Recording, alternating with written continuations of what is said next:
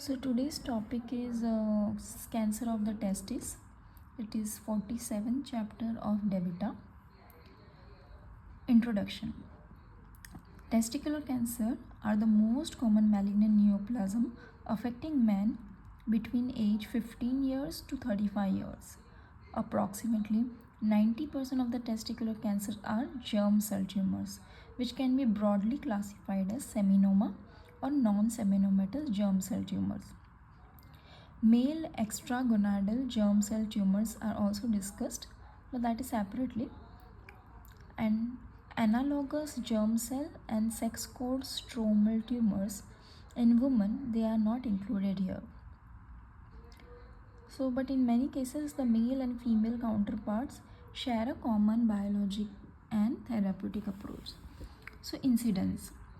In United States in 2021, the estimated incidence of testicular cancer was 9,470 cases with 440 associated deaths. The cancer-specific survival rate of approximately 95% has led to millions of testicular cancer survivors around the world. The incidence varies among geographic areas and it is highest in Scandinavia, Switzerland and Germany, and lowest in Africa and Asia. Although testicular germ cell tumors are most common among adolescents and young adult men, they can potentially occur in boys and men of any age or genetic background. For reasons that have yet to be discovered, the incidence of testicular germ cell tumor has increased over past 30 years in the United States and throughout much of Europe. Furthermore, although there has been an unexplained increase in incidence in higher median income countries, the mortality rate has stabilized or improved with refinement of therapy. This improvement in outcomes for patients with germ cell tumors in Western countries contrast with countries with lower median incomes where the mortality rate has remained elevated. Risk factors. Men whose family history includes the first degree relatives with the testicular germ cell tumors or who have a personal history of cryptorchidism, they are at increased risk of development of germ cell tumors. Testicular cancer survivals are also at increased risk of second primary cancers in the contralateral testis. And this risk factor suggests a genetic or developmental etiology for testicular germ cell tumors. Although no definitive postnatal environmental risk factors have yet been identified, a study from Sweden found a correlation between heavy cannabis use and the risk of developing testicular cancer. In the United States, testicular cancer is a rare among African Americans and most common among white men. This racial disparity in testicular cancer diagnosis and its geographic distribution suggests a genetic linkage with the white phenotype, but no high penetrance allele has yet been identified. Testicular germ cell tumors are commonly accompanied by intratubular germ cell neoplasm, which was reclassified by the WHO a germ cell neoplasm in situ in post-pubertal men.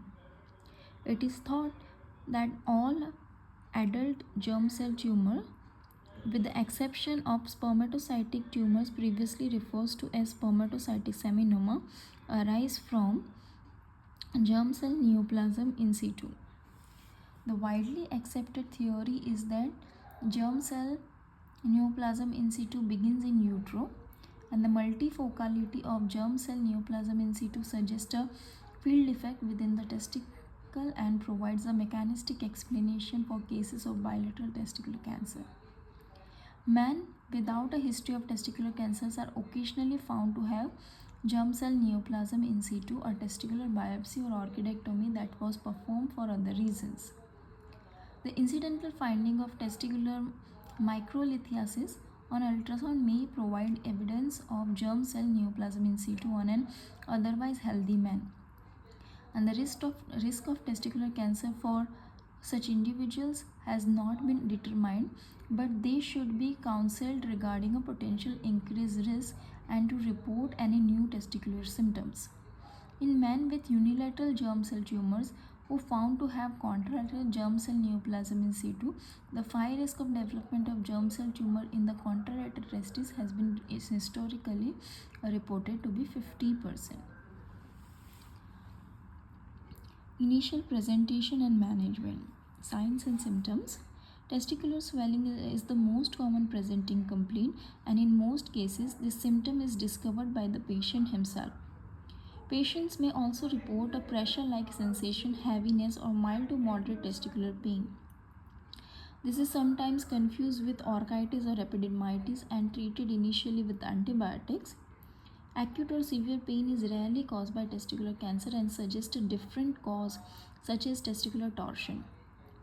Testicular ultrasound examination should be obtained as soon as neoplasm is suspected and one or more hypoechoic lesions are seen within the testicle. Ultrasound guided distinguishes a solid from cystic mass and intratesticular from intrascrotal or extratesticular location. A solid intratesticular mass on ultrasonography is presumed to be neoplasm and is an indication for radical inguinal orchidectomy. Approximately 75% of the patients present with testicular mass and no clinical evidence of metastasis, clinical stage 1. Others present with metastatic disease which may also be symptomatic. Primary tumor can be small and asymptomatic even in presence of metastatic disease, and occasionally they burn out, leaving only a fibrotic scar that is burned out primary. Metastasis can be the source of clinical symptoms on presentation, such as symptoms may include back pain, shortness of breath, cough, gynecomastia, hemoptysis, weight loss. Ultrasonography of the testicle is helpful in establishing the diagnosis even if there is no palpable testicular mass. The detection of elevated serum tumor markers may also helpful when the occult testicular primary or extragroundal germ cell tumor is suspected. Diagnosis is by radical inguinal orchidectomy is the standard diagnostic, and there are therapeutic procedure for the solid tumor testicular mass. Transcrotal orchidectomy or biopsy is specifically contraindicated because of the risk of tumor cell seeding of the inguinal and pelvic lymphatic.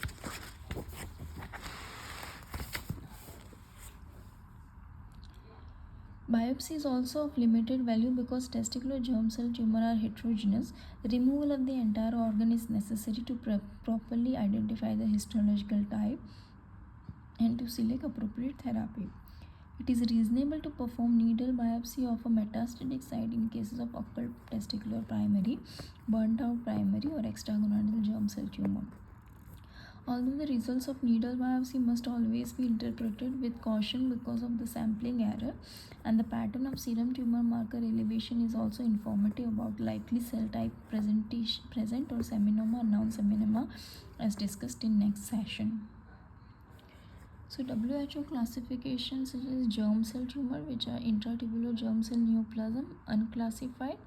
Other types: tumors of one histological type, that is pure form like seminoma, seminoma with syncyto trophoblastic cell, spermatocytic seminoma with seminoma with sarcoma, embryonal carcinoma, yolk sac tumor, trophoblastic tumor, choriocarcinoma, trophoblastic neoplasm other than choriocarcinoma, teratoma, dermoid cyst, monodermal teratoma with somatic type malignancies, and tumor of more than one histological type like mixed form, mixed embryonal carcinoma and teratoma, mixed teratoma and seminoma, choriocarcinoma and teratoma or embryonal carcinoma, and other.